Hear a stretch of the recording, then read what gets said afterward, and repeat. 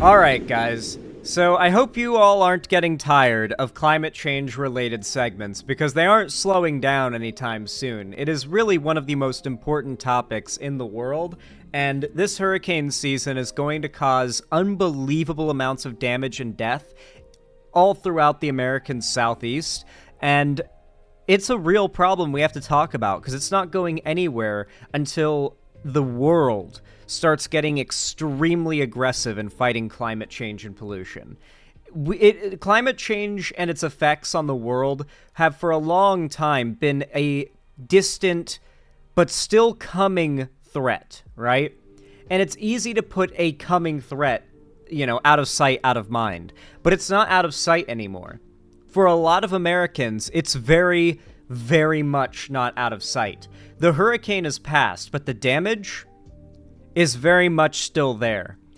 And this is the kind of thing that is going to repeat itself for several months of the year, every year with increasing intensity, until we do something about it.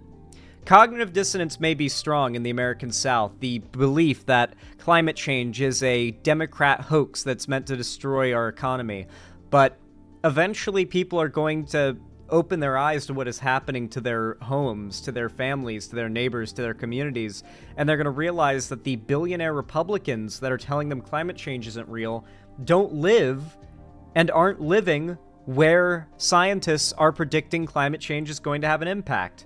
And they do. So here's a video by a content creator. I actually forgot his name. What's his name? Berm Peak. I've just started watching him today. And he lives in the area affected by Hurricane Helene, way up north of Florida. I believe he's in South Carolina, if I'm not mistaken. And, oh my god, the damage is insane. This is a week out, I believe, from the hurricane itself. Like, after things have gotten better, to a degree. And this is just a peek into how some small towns, and even larger towns, across the American South are living in borderline apocalyptic conditions right now, and how much help they are in need of right now. So let's take a look at this video. It's actually very good and very wholesome. It hasn't even been 24 hours since we miraculously got power. Our friend Liz is here charging her car. She's a doctor, and so she needs to drive around. Dan's got the generator in his car loaded up, and I'm about to head to my editor's house with a power bank, a solar panel, a bag of ice, and a bunch of footage because he wants to keep working. No one's got power. This area was totally impassable 2 days ago. And you gotta remember, when you live in the South, after it rains, and especially after a hurricane, it's just hot and muggy.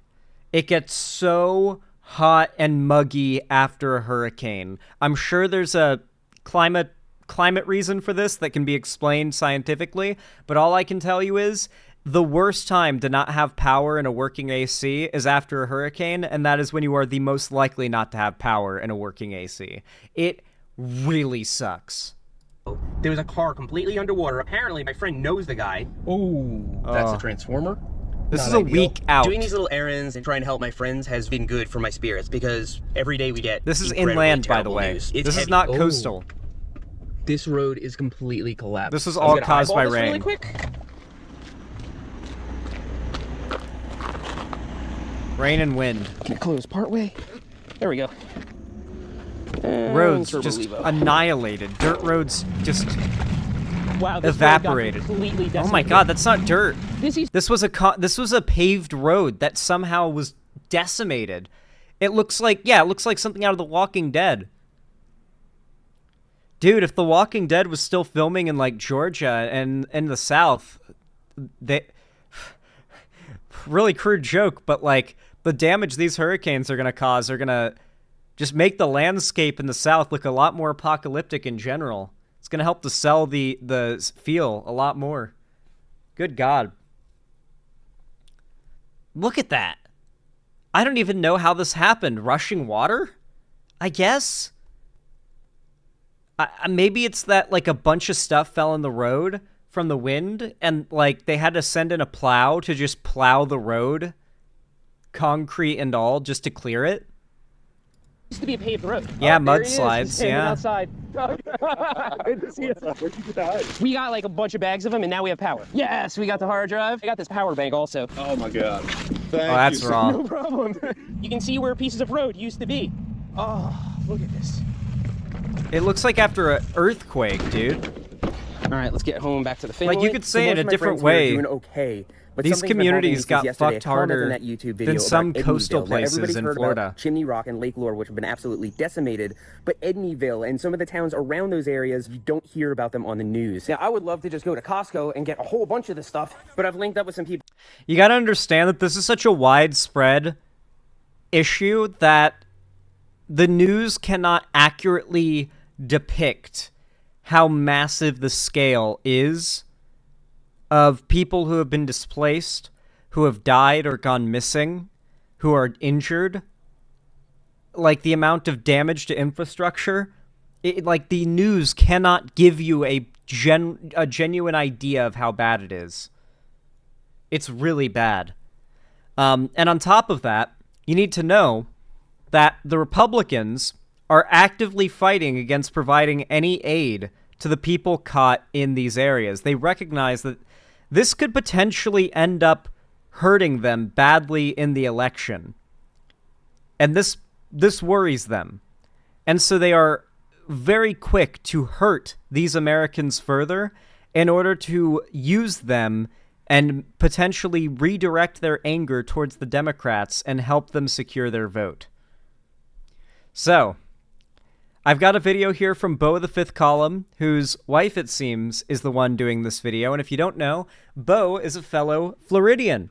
Obviously, I live in Washington now, but I spent 21 years of my life in Florida, so, you know, I've got my roots there. And Florida is not only in the aftermath of getting hit by Helene, but about to be hit by another hurricane. So these are obviously people who are very much affected by the policy decisions of these Republican representatives and governors, and they're trying to fight against FEMA. I mean, already on Twitter, sorry, not Facebook, Twitter, you can find far-right accounts that are actively, like, making up fantasies about murdering FEMA people. I don't know if you've seen it, but it's, like, it's really fucking deranged. Let me show it to you. This has always been a thing in, like, the Alex Jones side of the right. But it started, you know, Alex Jones is starting to be a very good representation of American conservatives. Oh no, are you serious? Surely I liked the tweet calling it out. Oh, I didn't. Never mind, guys. It's gone forever. I'll never be able to find it. It's actually insane. I reported that tweet to the FBI. Okay, so at least some of you have seen the tweet I'm referring to, so you know I'm not making it up. But yeah, people are being very insane about FEMA, and the Republicans are trying, the GOP is trying to block aid to the American South, to the people suffering there who have been hit by this hurricane, and in Florida are about to be hit by another devastating hurricane.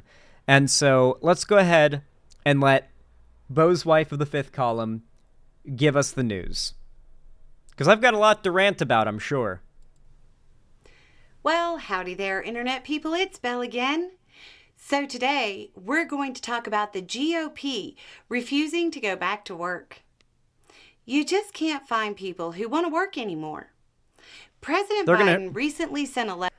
The Republicans are absolutely evil enough to shut down the government in the midst of all of this right before the election. If you don't believe that's not something they would pull, that they don't consider Americans playthings to that degree, then you are deluded. They do not care about you. They hate you. You are, at best, the most value you have as a person to Republicans is as a tool to win. That is it.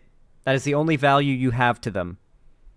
Letter to congressional leaders asking them to come back into session to provide more funding for the Small Business Administration's disaster loan program, which, just so everybody knows, Biden told them they needed to do months ago.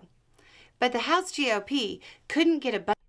Remember, though, if Biden does anything good, because remember, the president can't do everything, but people think the president does everything with the wave of their hand. So if the Republicans can block Biden from doing a good thing, they will do it. It doesn't matter how many Americans die or suffer because of it.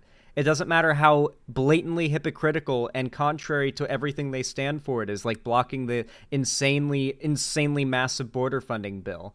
They don't care. They don't care about the positions they fight for. They only care about gaining and holding power. A lot of them might not even believe in the social and political beliefs they espouse. They might just be using them to gain power. It might just all be for power's sake, and that's it. Little to no ideology, just power for power's sake. Budget together. Speaker Johnson has made it clear he has no intention of calling Congress back into session to pass additional funding for relief efforts. Johnson said, quote, "We'll be back in session immediately after the election." Zan, I sent you screenshots of what I reported to the FBI. Pog. I was referring to a tweet that said something along the lines of, I am getting word that a Marine sniper buddy of mine has already taken out 3 FEMA agents, more to come. Something like that. Like, it was just some probably Russian bot account tweeting out that, like, he's friends with a Marine sniper who is taking shots and has killed, supposedly, 3 FEMA people. Obviously, this isn't true. We would have heard about it. It'd be massive news if people were, like, sniping FEMA volunteers and, like, aid workers, first responders. But the fact that this is what they're fantasizing about, and then obviously there's this, FEMA needs to be removed immediately. Your local sheriff has the authority to remove them if they won't leave, blah, blah, blah. Deputize about 50-year-old to 60 patient. Deputize about 50-year-old 60 patriots and remove them by force. This is bullshit. Literal evil. I'm guessing this guy owns a big ranch on a hill, had no damage done, has a generator, and wants all that aid out of their area. They don't want anybody else getting any aid because they are fine. So why is there aid when they are okay? Because obviously, to a Trump supporter, they are all that matters. So there you have it. Those in North Carolina, Tennessee, Georgia, and everywhere else impacted by Helene, you just sit there and wait. You're not in a hurry or anything, right? Johnson went on to say that it didn't really matter if they came back right away because it takes time for states to get the numbers together. He went on to say that they'll help people in due time. I'm not joking. In due time. In due time. Thoughts and prayers, guys. We will help people in these disaster-prone areas. It's an appropriate role for the federal government. And you'll have bipartisan support for that. And it'll all happen in due time. And we'll get that job done. I'm sure those who will have to wait the due time will understand that campaigning is more important than they are. I need to emphasize to you guys the conditions that people who have been hit by this storm all the way up the East Coast are going through. Many of them still don't have power, just like the situation in Texas when the hurricane hit a few months ago there. Many of them are still flooded out. A lot of roads are totally shut down because they're still collapsed. And as in Florida, the fact that there's still so many roads shut down from the last storm means it's harder to evacuate now. And this incoming Florida hurricane is going to do even more damage than the last one because all of the things, all of the barrier reefs, all of the sand, everything natural and man-made that helps to prevent the flooding and storm surge and wind damage has been undone. There is so much debris sitting out. You got to consider there are people's houses have been getting flooded, so they've taken their furniture and they've broken it up and they've like thrown it out into their yard for cleanup crews to pick up or to deal with later. And a lot of it is still sitting out there. It takes weeks to deal with it. A hurricane is going to come and insane winds are going to be picking up furniture, shards of wood and metal, and just insane amounts of debris, drywall, sheets, just anything you can imagine. It's going to be getting picked up in these insane winds and tossed around. There's going to be more potential for physical trauma from the wind than almost any other hurricane in this one due to the circumstances. There's so many factors that you have to consider and how this is going to be so catastrophic. There's no way that could go wrong. Again, This was something they were warned about when they refused to pass a budget and went with a continuing resolution instead. Biden's letter to congressional leadership says, quote, "While FEMA has the resources needed for the immediate emergency response phase, at least one other agency does not. Most urgently, the Small Business Administration's SBA disaster loan program will run out of funding in a matter of weeks, and well before Congress is planning to reconvene. I warned the Congress of this potential shortfall even before Hurricane Helene landed on America's shores. I requested more funding for SBA multiple times over the past several months. And most recently, my administration underscored that request as you prepared a continuing resolution to fund the government. Now, the need is even more urgent." Urgent. Yeah. Basically, they can't allow Biden and the federal government to get away, quote unquote, with doing a good thing that the American people cannot deny happened. A big part of what allowed the Republicans to nuke Biden's approval and voter rating among the pre-election polls was by purposefully memory holing every achievement he made. And the liberal media was absolutely happy to play into that. Biden was boring. Biden killed their ratings. There was no big scandals. There was no insane, unpopular policy decisions that were getting people upset outside of Gaza and his age. And so the media focused on it nonstop. Do you remember how hard it was for me to find any articles covering things that Biden did that were, like, positive? Like, I hunted them down and I found Biden's achievements and I covered them so much because whenever he did something that was a big deal and they were really big deal policy decisions, there was so little media coverage of it. It was so hard to find something that covered it well, but I was able to. And I refuse to be gaslit about that. The idea that, like, the media did not give Biden the hardest time they could manage, because they did. And it was massively disproportionate to, I mean, any president I think we've had before, even Trump, hasn't gotten as much negative attention, as deserved compared to Biden. We're on DC time here. Urgent is in due time when we feel like it. It's not like we work for the people or anything. The request is going out from Biden, and the response coming in from the GOP is made even more unbelievable when you consider all of the debunked claims put out on social media by right-wingers saying there wasn't any money. Anyway, it's just a thought. Y'all. Well, you got to remember, though, guys, as they block all these funds and all this aid, they are going to constantly remind the American people, as much as they can manage, that it's all the Dems' fault. It's not the Dems' fault. They are actively the ones blocking it, but they will have to constantly remind everybody that what they're doing to the American people as Republicans is all the Dems' fault. And they will ensure a mass hysteria or mass delusion, a mass memory holing of the truth and reality in order to pull this off.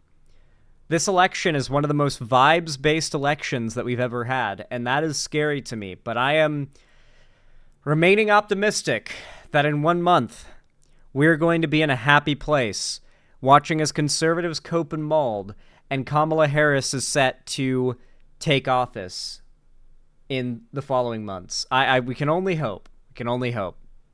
Anyway, guys, I've talked about this topic a lot, and I understand if anyone here is getting a little annoyed with all of the hurricane discussion, but it's not slowing down.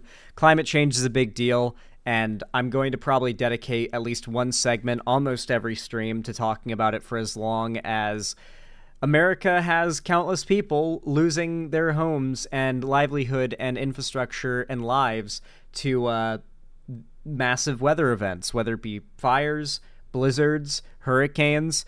This is climate change. It is happening. It's here. It's not a thing of the future anymore. The last thing we can afford to do is to ignore it while we're in the final stretch. There's not much else that you can do but make sure as many people as possible recognize these weather events for what they are. Because they are the evidence in front of everyone's eyes that they can't deny, but they are desperate to continue doing so, and we cannot allow that. Anyway, guys, if you appreciated this segment, if you liked it, you found it informative, or, I don't know, if you've even found it entertaining, then please consider dropping a like. It really does help a lot, and it is completely free. If you don't know, every like and comment boosts my channel in the algorithm and forces YouTube to push my content out to more new viewers, so it really means a lot when you guys do those things. Consider subscribing and ringing the bell icon if you haven't already, so that YouTube actually tells you when I go live or upload a new video. Otherwise, they won't do so. Trust me, YouTube is very buggy, and they do have a tendency not to tell you. And of course, if you want to see more from me on other platforms, consider following my social medias, which are all linked down below in the description. And of course, consider joining my fan Discord, which is also linked down below too. It's the main hub of my fan Discord. It's the main hub of my fan base, as well as completely free to join, and I host game events, call-in streams, watch parties, and announce all my new uploads and streams there. So if you don't want to miss anything and you want to be a core part of the community, I highly recommend you hop in the Discord, link down below. And finally, if you want to support me directly, financially, you've got the money for it and you feel like it, consider donating, subscribing, or gifting a sub on my website, xanderhall.com/live, or supporting me financially through YouTube, Twitch, Streamlabs, StreamElements, Patreon, or buying merch of the Streamlabs link down below. Regardless of how you support me, though, even if you're just watching, like lurking, not saying anything, or donating, I really do appreciate it. I hope to see you again, and as always, have a good one.